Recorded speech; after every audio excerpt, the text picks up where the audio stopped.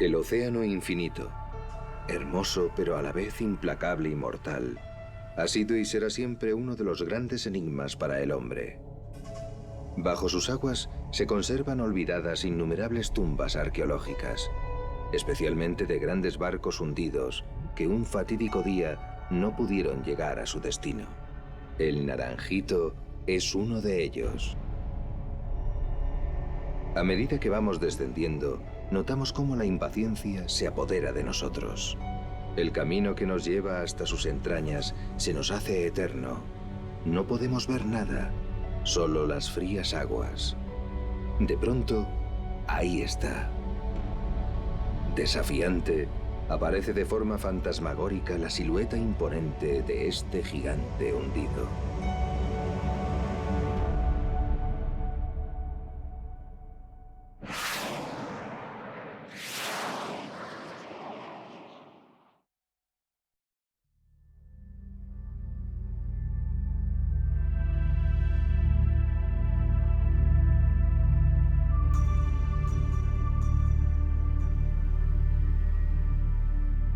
Yo tenía 16 años cuando se hundió el Naranjito.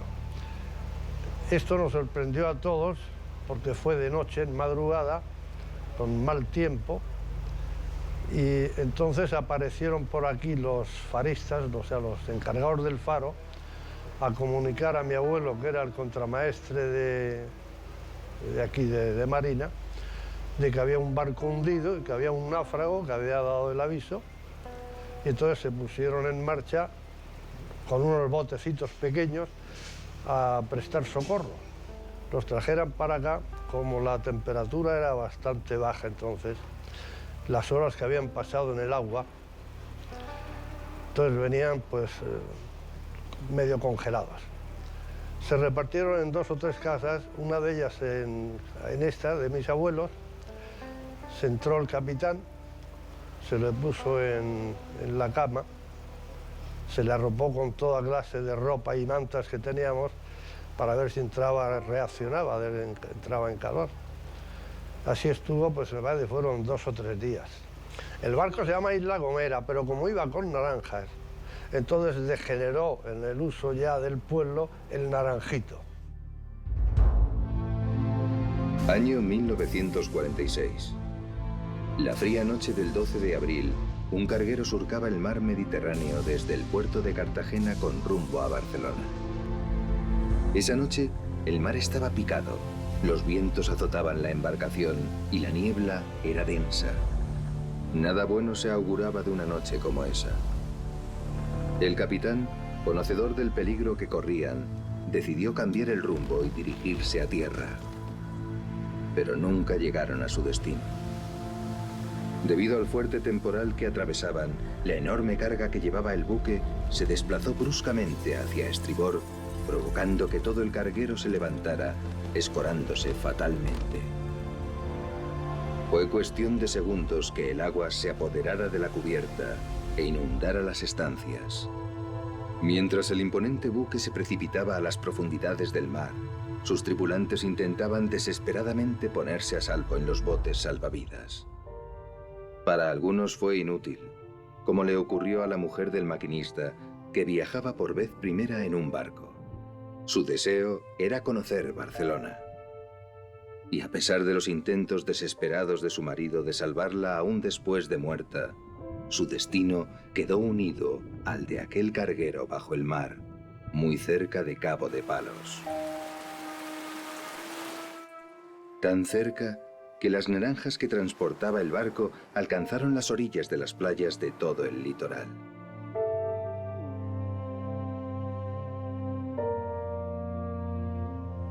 Pero, ¿es acaso esto lo que realmente le pasó al Naranjito? No hay ningún documento fiable sobre este barco. La única información que hay es solo aquella que de forma anónima está publicada en Internet o que generación tras generación se ha ido pasando por tradición oral. Nuestra primera parada para intentar averiguar qué sucedió con el Naranjito es Cabo de Palos. Aquí encontramos el centro especializado de buceo Val Qui Sub, un centro de buceo PADI 5 estrellas donde con la ayuda de un grupo de submarinistas profesionales intentaremos descubrir la verdadera historia de este anciano navío. Raquel es una de las artífices de este centro de submarinismo. Es la pareja de David Balcázar, más conocido como Balqui, el fundador del centro. Ambos son submarinistas profesionales y apasionados por el Naranjito.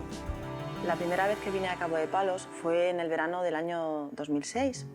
Yo venía acompañando a una persona a hacer su curso de iniciación al buceo. Yo en ese momento, pues la verdad que simplemente venía acompañándole, ni me gustaba, ni conocía el mundo del buceo y el mar pues no me atraía. Durante mi curso empecé a enamorarme del mar, enamorarme de Cabo de Palos y de la reserva marina que tenemos. Y el Naranjito en sí te transmite paz. A mí me transmite paz y me transmite mucha energía. Desde que bajé la primera vez y sobre todo me lo enseñó Balqui con esa pasión que me lo enseñó y mostrándome ese tesoro que él tenía, porque para él el Naranjito es como su tesoro, pues poquito a poco me he ido enamorando pues de Cabo de Palos, de la manga, del mar, del Naranjito y de todo lo que conlleva el buceo. Cabo de Palos para mí es la mejor elección para el mundo del buceo, porque aparte de los bajos que tenemos y del estallido de vida que hay en ellos, tenemos uno de los barcos pues, más accesibles, más cerca de la costa y sobre todo creo que uno de los mejores barcos conservados. Es un barco que siempre que bajas no tienes la misma visibilidad, entonces eso hace que tenga pues, un halo de misterio y que siempre que bajes a él sea diferente.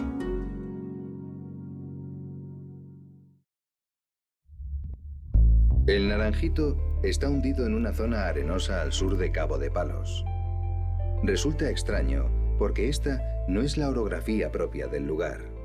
La continuación del saliente de tierra que supone el propio cabo da lugar a una serie de bajos rocosos que rozan la superficie.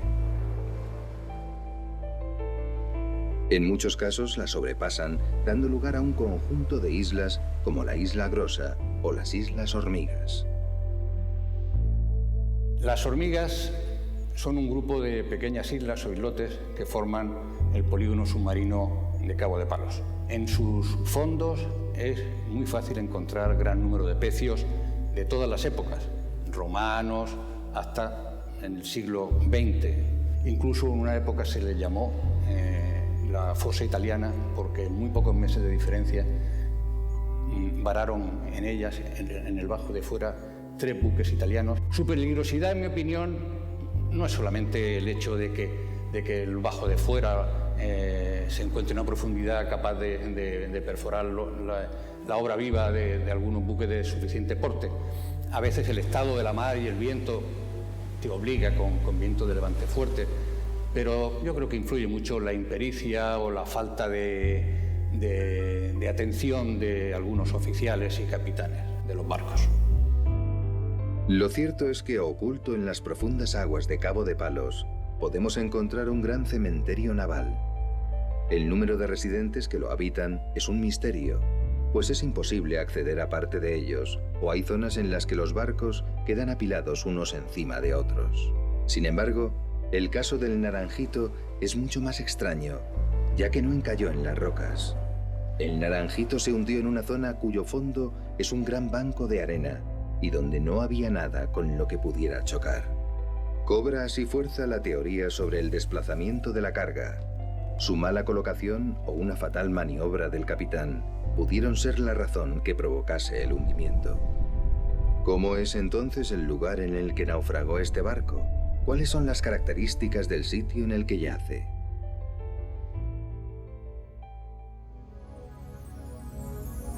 El Naranjito es un barco que al estar en un arenal, bueno, pues en un principio no hay nada de vida hasta que se hundió el barco y creó un arrecife artificial, el cual pues se ha ido llenando de flora y fauna con el paso de los años.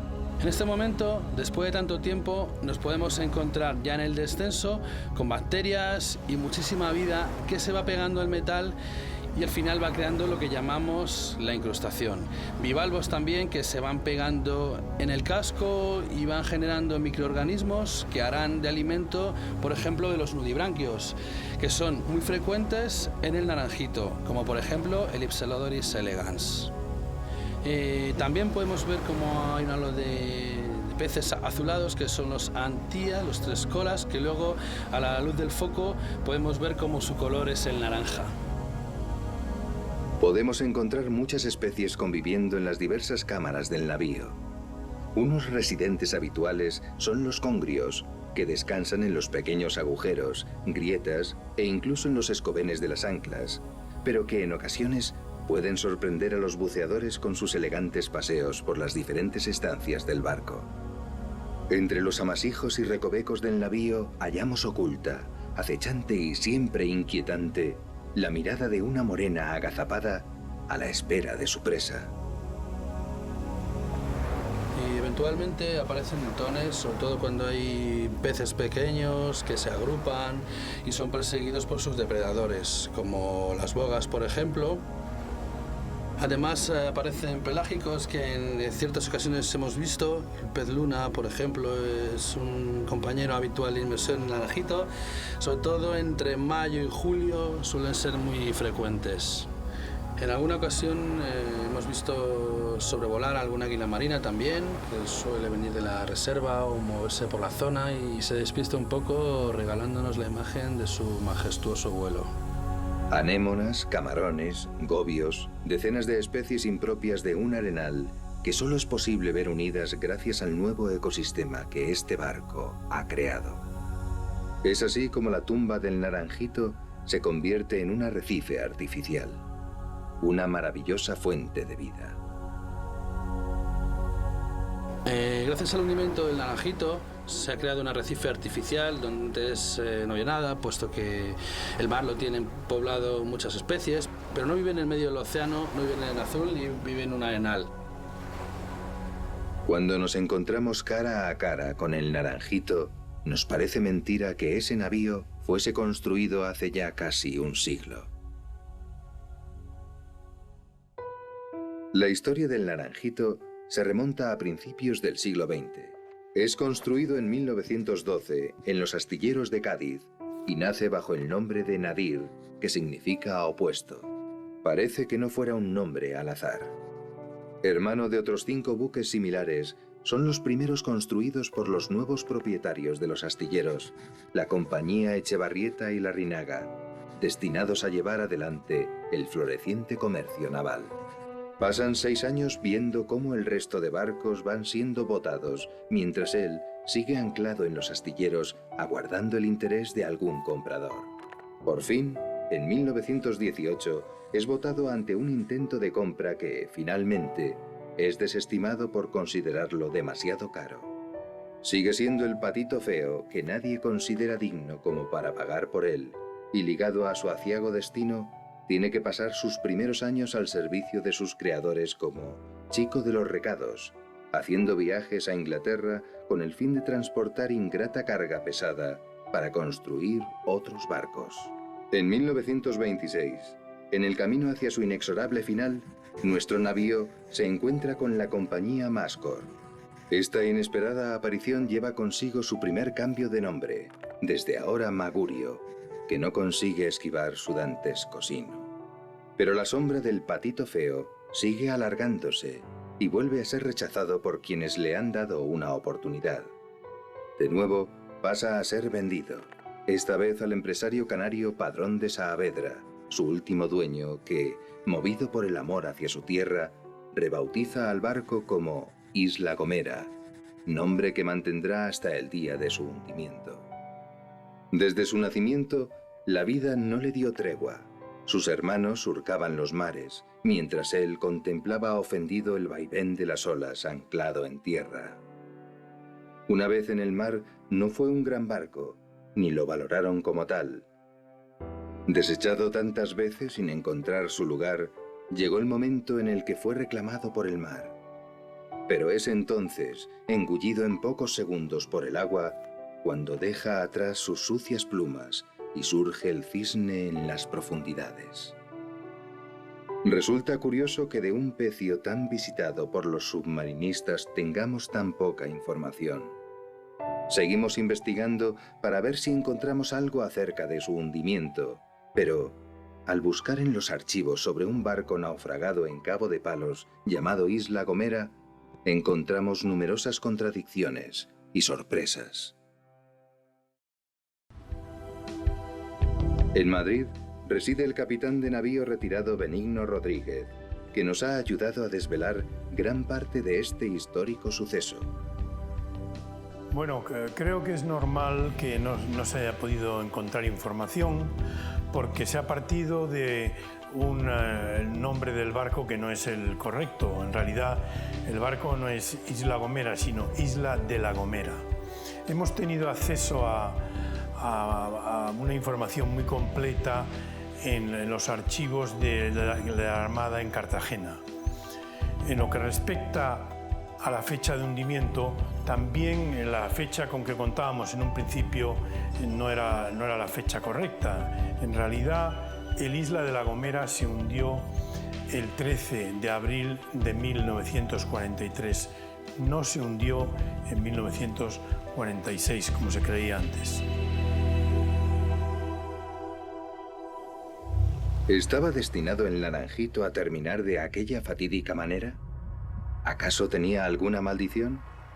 Todos hemos oído hablar de las historias que encierra el mar. Piratas, maldiciones, sirenas, tesoros escondidos y pulpos gigantes. Una de las características que se suele repetir entre los marineros es la superstición. El miedo a la mala suerte puede ser más poderoso que el propio sentido común. Pero este hecho parece que no iba con los capitanes que tuvo el Naranjito a lo largo de su vida. Quizá la primera afrenta que se cometió contra la tradición fue el cambio de nombre. Por si no fuera poca la ofensa, este hecho se repite. De Nadir a Magurio y de Magurio a Isla de la Gomera. También, según la tradición marinera, navegar con mujeres a bordo conlleva un mal augurio, y tal fue este caso, puesto que en el día de su hundimiento había una mujer entre ellos. Por si esto no fuera suficiente, su desaparición se produjo el día de la mala suerte, martes y 13. ¿Fue la osadía del capitán la que llevó al Naranjito a tocar fondo? ¿Quizá aquellos misterios que rodean la mitología marina? ¿Era su destino? ¿O fue el mar deseoso de compañía? Desde el principio, abandonado, olvidado y maltratado, no le quedaba más que la gloria y la admiración tras la muerte. El comienzo de su vida verdadera, de la vida bajo el mar. Ya en el descenso, el mar nos ofrece un intenso azul que nos lleva a la proa. Es una imagen que cuando te llega, bueno, pues a mí se me ponen los pelos de punta. Ya estamos en el pecio y la verdad es que a mí me impresiona muchísimo el molinete, la maquinaria para bajar y subir los anclas del barco. Justo al lado del molinete hay dos orificios que son los escobenes, lugares por donde pasa la cadena del ancla y estas están puestas colgadas por fuera en el casco. Una particularidad que ofrece el Naranjito es la posibilidad de pasar por debajo del casco de proa, al encontrarse ligeramente elevada sobre el fondo marino. Esto nos da la posibilidad de gozar de una experiencia única, disfrutando de un lugar al que solo las especies marinas pueden acercarse. Es el caso de langostas y grandes vainas de huevas de calamar que habitan el fondo, compartiéndolo con fragmentos del navío que quedaron enterrados el día del naufragio, y que una vez más suponen un refugio para la rica vida marina que habita en estas aguas. Cuando levantamos la mirada sobre nosotros, nos encontramos con la gran majestuosidad del gigante hundido, que a mí me genera muchos planteamientos sobre si le dio un golpe de mar, cayó hundido de esa manera. Que esté en posición de navegación puede llevar a dudas, porque un golpe de mar puede que lo volcase literalmente. En efecto, la duda de Balki es razonable. La posición en la que el barco quedó sobre la arena no podría resultar de un fuerte golpe de mar. Benigno Rodríguez ha podido acceder a documentación oficial del juicio sobre el hundimiento, despejando así todas las incógnitas acerca de la causa del naufragio. El corrimiento de la carga se descarta por los informes meteorológicos.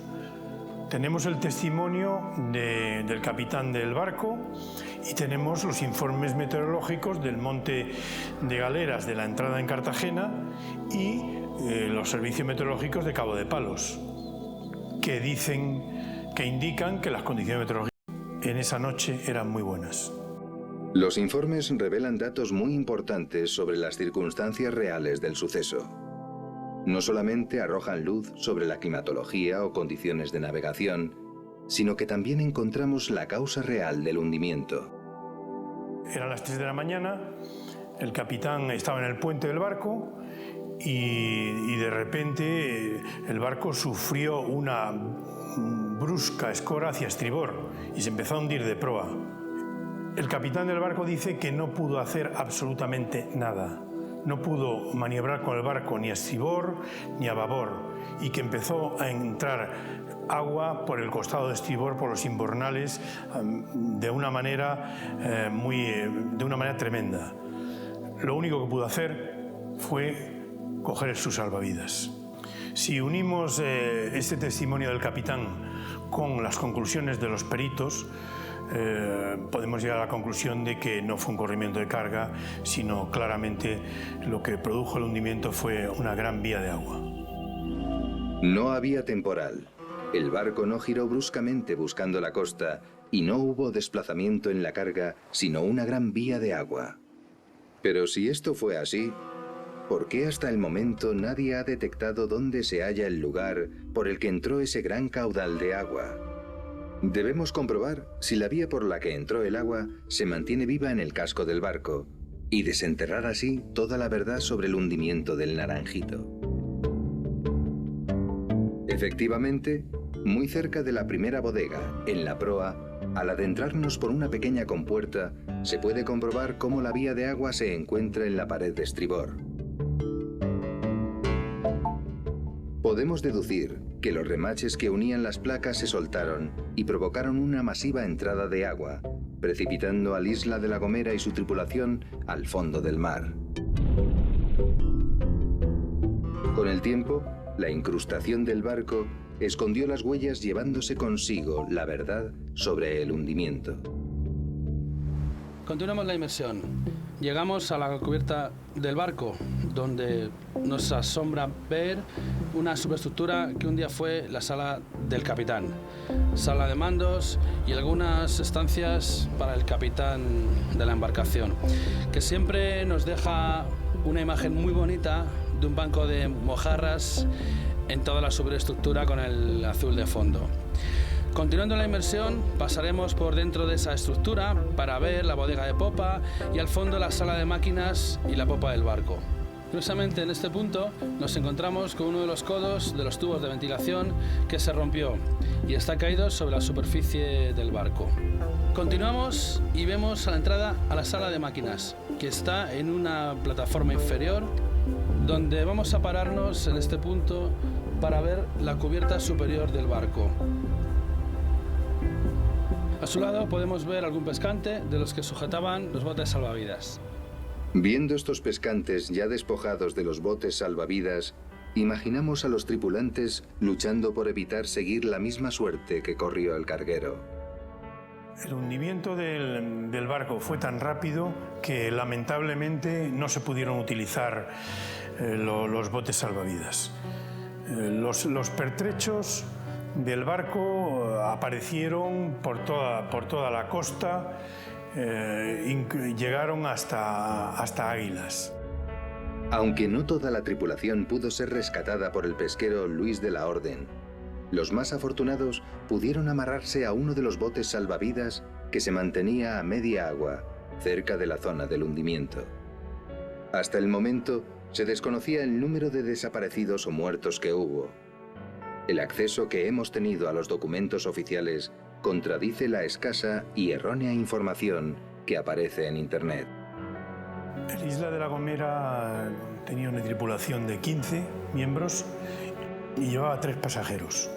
De los desaparecidos, solo se recuperaron 4 cadáveres y hubo 8 supervivientes del naufragio. Entre los 3 pasajeros se encontraba la mujer del maquinista y el cuñado del maquinista. Salvador es una de las pocas personas que puede contarnos lo que sucedió aquella madrugada. Él es el único testigo que hemos encontrado y que presenció desde tierra todo lo que ocurrió durante el rescate de los náufragos. Yo recuerdo que hubo, a ver si tengo una vaga idea, de 3 o 4 ahogados que los dejaron ahí en la playa, los cubrieron, hasta que vino la autoridad competente a levantar los cadáveres.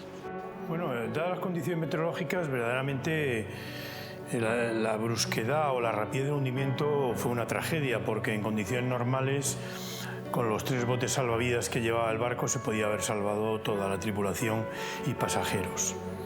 El naufragio fue especialmente trágico y doloroso para el maquinista Manuel Espinosa, que viendo desaparecer a su mujer y a su cuñado bajo las aguas, tuvo que armarse de fuerza para ayudar con el salvavidas de su esposa a aquellos que aún seguían con vida. El maquinista, que llevaba a la mujer y al cuñado que habían solicitado del armador hacer el viaje en el barco que iban a Barcelona, pues cuando vio que estaban ya medio exhaustos, intentó ayudarlos. Pero claro, las fuerzas le fallaban y cuando ya habían dejado de existir, se habían ahogado ya o bien congelados o por lo que fuese, los mantuvo bastante tiempo, nos contó, sujetándolos por los pelos a la mujer y al cuñado, hasta que los compañeros, viendo a alguno de ellos en la situación en que se encontraba, que iba a ahogarse con ellos también, le forzaron a que los dejara. Ya una vez que se les fue de las manos, entonces se rehizo nuevamente y se vino para intentar salvarse en algún tablón, en algún sitio donde estuviera. La versión del capitán del barco es que él no tenía conocimiento de que hubiera embarcado la mujer del maquinista ni el cuñado. No obstante, el maquinista sí dijo que por un error iba a despedirlo en el puerto de Cartagena. Cuando el maquinista se creía que ya habían ido a tierra, volvieron al barco porque se habían olvidado de decirle algo y inadvertidamente no se dieron cuenta cuando el barco salía a navegar. Según constan los informes, era el primer viaje de la mujer del maquinista. Poco podía sospechar Ángeles de Haro que esta sala de máquinas sería su último refugio antes de sucumbir a las frías aguas del Mediterráneo. Al final de la bodega de popa nos encontramos con la sala de máquinas. Lo primero que vemos es el resto de la gran chimenea que tenía el barco y 2 más pequeñitas en los laterales. Y si miramos por encima de la cubierta, lo que es el tejado de la sala de máquinas, nos encontramos con un escape de gases, muy característico en todos los barcos porque hace forma de tejadillo. Entramos en la sala de máquinas justo por un huequecito que nos deja la chimenea. Pasamos ahí pasito a pasito y de repente la imagen de la inmersión. La oscuridad de la sala, el azul que entra desde fuera y las redes colgando que han quedado de los pescadores nos deja unos contraluces de espectáculo. Justo debajo tengo el motor del barco, la gran máquina que un día quiso que el Naranjito tuviese un corazón y se desplazara. En esa zona tenemos zonas muy bonitas, con grietas, donde aparecen congrios, alguna morena, y en esa zona tan profunda y oscura se pueden ver brótolas de roca. Para salir de la sala de máquinas, ascendemos un poquito buscando cualquiera de los mamparos rotos que han dejado unos huecos y accedemos por la popa. Nos encontramos de camino algunos mamparos, algunos hierros también, amasijos, y ya pues si nos damos la vuelta podemos ver toda la popa del barco. Otra imagen espectacular. La hélice del Naranjito es una hélice de 4 palas y de un tamaño acorde a las dimensiones del barco y a su propósito, que era el de la carga.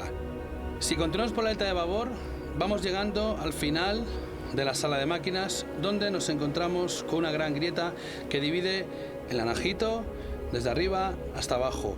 En este momento solo tiene unos 8 o 9 centímetros de grosor.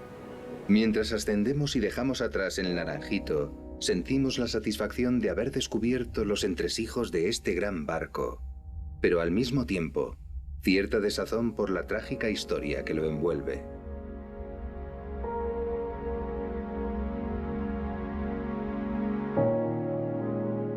Llama la atención cómo Internet se ha convertido en el eco de una tradición popular y cómo hasta el momento teníamos una concepción de este barco y de este evento tan distinta a la que sucedió en realidad.